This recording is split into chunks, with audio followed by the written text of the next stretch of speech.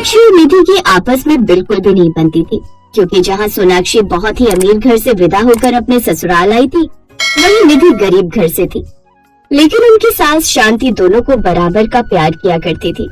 ऐसे ही एक दिन शांति ने उन दोनों को अपने पास बुलाया और कहा, तुम दोनों बहुओं को पता है ना कि कुछ दिनों में छठ मैया का त्योहार आने वाला है, तो उसकी सारी तैयारी अच्छे से कर लेना। माँ जी, आप बिल्कुल भी परेशान मत होइए, मैंने सारा राशन जमा कर लिया है और पूजा का सामान भी मंगवा लिया है और पकवान बनाने की भी सारी तैयारी कर ली है। अब क्या करें, मेरी देवरानी को तो ये सब बनाना नहीं आता, तो मुझे ये सब करना पड़ा। हाँ, मुझे ये सब कुछ करना नहीं आता, क्योंकि मेरे पापा के पास बहुत पैसा था और वो सब कुछ बहुत आसानी से खुद ही करवा लेते थे, तो मुझे कुछ भी मैनेज करने की जरूरत नहीं पड़ती थी। वो क्या है ना, हम तुम्हारी तरह गरीब नहीं है। रहने दो सोनाक्षी, पैसा जितना भी हो लेकिन समझदारी तो नहीं खरीद सकता ना। भले तुम अमीर हो और तुम्हारे पापा अमीर थे, लेकिन देखो आज हम दोनों ही एक ही घर में एक ही छत के नीचे हैं और मैं तुमसे रिश्ते में भी बड़ी हूँ। सिर्फ बड़े होने से कुछ नहीं होता, समझदारी तो नहीं है ना आपने। और वैसे भी आप मेरी तरह प्राइवेट स्कूल और कॉलेज से नहीं पढ़ी हैं, सरकारी स्कूल की पढ़ी लिखी हैं, तो आपको कहाँ की चीजों की ज्यादा नॉलेज है। चीजों की नॉलेज नहीं है तो क्या हुआ, त्योहारों की तो बहुत अच्छी जानकारी है मुझे। अब देखना, इस पर्व में मैं माँ जी का दिल जीत लूंगी और पूरे मोहल्ले वाले भी मेरी तारीफ करेंगे कि बहू हो तो बड़ी बहू निधि जैसी। सोनाक्षी कुछ बोलने ही लगती है कि तभी शांति उसे चुप करवा देती है और दोनों से ही गुस्से में कहती है, तुम दोनों अपना ये ड्रामा शुरू करने से पहले एक बार सामने नजर उठाकर तो देख लिया करो कि तुम दोनों के सामने कोई बड़ा खड़ा हुआ है। हर छोटी छोटी बात पर आपस में एक दूसरे की टांग खींचने लगती हो। थोड़ी तो शर्म कर लिया करो। न ही तुम्हारे अमीर माँ बाप ने तुम्हें शर्म सिखाई है और न ही तुम्हारी गरीब माँ ने। शांति की बात सुनकर दोनों बहुएं चुपचाप नजर झुकाकर खड़ी हो जाती हैं और शांति दोनों के ही हाथ में 2-2 हजार रुपए देते हुए कहती है, ये लो बहू, एक अच्छी और समझदार बहू वही होती है जो सस्ते से सस्ते में गुजारा करना सीखे। ये 2000 रुपए है, इससे छठी मैया का सामान खरीद लेना। निधि उन पैसों को देखकर जहाँ खुश हो जाती है तो वही सोनाक्षी का मुंह बन जाता है। माँ जी, आप चिंता मत कीजिए, मैंने बाजार में एक अच्छी साड़ी देखी थी और वो बस 1100 रुपए की थी। इन पैसों से तो मैं उस साड़ी का ब्लाउज भी बनवा लूंगी, पेटीकोट भी तैयार कर लूंगी और चूड़ियां और जरूरत का सामान भी खरीद लूंगी। आपका बहुत बहुत शुक्रिया। पर माँ जी, आप तो जानती हैं कि जेठानी की तरह मेरा टेस्ट इतना खराब नहीं है। 2000 में मैं भला क्या ही ला पाऊंगी। माँ जी, कम से कम 20,000 रुपए तो देती आप। सोनाक्षी बहू, तुम्हें इन पैसों में खुद के लिए कपड़े खरीदने हैं, पूरे मोहल्ले वालों के लिए नहीं जो तुम्हें 20,000 रुपए चाहिए। शांति बोलकर वहाँ से चली जाती है। निधि जहाँ बहुत ज्यादा खुश थी तो वहीं सोनाक्षी को बुरा लग रहा था। वो कमरे में आती है और कहती है, ये क्या किया माँ जी ने, ये तो उन्होंने अमीर बनाम गरीब की छठ पूजन ड्रेस का प्रतियोगिता सा करवा दिया है। अरे जेठानी जी तो वैसे भी गरीब घर से, उन्हें तो माँ जी 100 रुपए भी देती तो वो उसमें भी ब्राइडल मेकअप करके तैयार हो जाती, लेकिन मैं 2000 में क्या लूंगी।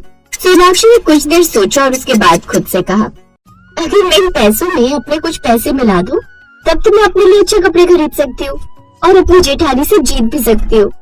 लेकिन फिर सोनाक्षी ने खुद से ही निर्णय लिया, नहीं सोनाक्षी, तू ऐसा करके इस चुनौती को जीत तो जाएगी, लेकिन अपने आप से हार जाएगी। तुझे अब सच में 2000 में ही अपने लिए बढ़िया से बढ़िया ड्रेस खरीदनी होगी।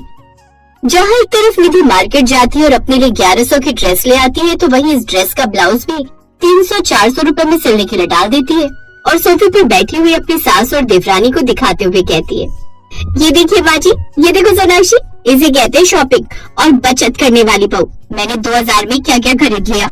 सोनाक्षी ने चिढ़ते हुए जवाब दिया, अच्छा हुआ माँ जी आपने 3000 रुपए नहीं दिए, वरना जेठानी जी तो नोएडा के अंदर 1000 गज का प्लॉट खरीद कर ले आती इतने रुपए में। मुझे कड़वी बातें सुनाने से अच्छा है अमीर देवरानी जी कि अब आप भी सोचिए कि आप इन 2000 में क्या लाने वाली हैं। हाँ बहू, सोनाक्षी तूने भी अपने लिए कुछ सोचा है या नहीं? छठ के त्योहार में तू क्या पहनने वाली है? तुम दोनों बहुएं तो अभी छठ नहीं रखती हो, सिर्फ मैं ये व्रत रखती हूँ, लेकिन मैं चाहती हूँ कि आस पड़ोस वाले नाते रिश्तेदार जब तुम दोनों को देखे तो तुम्हारी तारीफ करते हुए ना थके। मैंने अभी तो कुछ नहीं सोचा है, लेकिन आप चिंता मत कीजिए, मैं जल्दी कोई फैसला लेकर कुछ अच्छा सा खरीद लूंगी छठ त्योहार में पहनने के लिए। आप इतनी चिंता मत कीजिए, मैं आपकी इज्जत खराब नहीं होने दूंगी।